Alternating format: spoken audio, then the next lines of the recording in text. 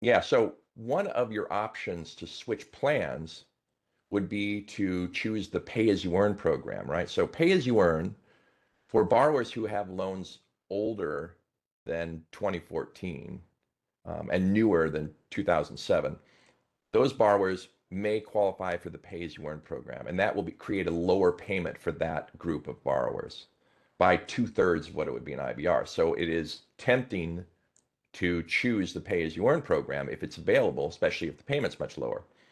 Problem that is that pay-as-you-earn is being canceled under the big beautiful bill in July, and the IBR program is going to remain. So we don't know exactly how quickly that'll happen. The big beautiful bill states that pay-as-you-earn is going to be canceled sometime between July of 26 and July of 28. And that'd be great if it lasted, if it took you till 2028, you could get a couple more years and pay as you earn at the lower payment before you had to go into a higher paying IBR plan.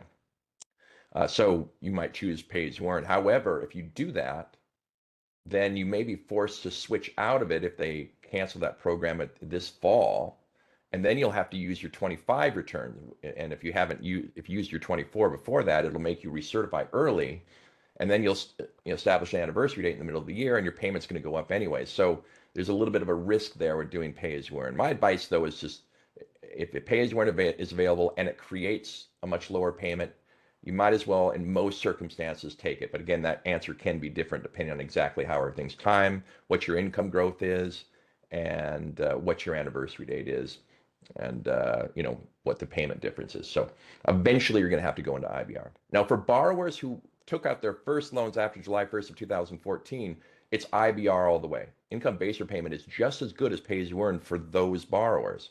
It's a 10% formula, 20-year forgiveness, qualifies for PSLF, exact same program. So it's a no-brainer when you need to switch plans and it's time to switch and you're not in IBR already. If your loans are newer than July 1st of 2014, you want to choose that plan. So that's one thing I want to go over.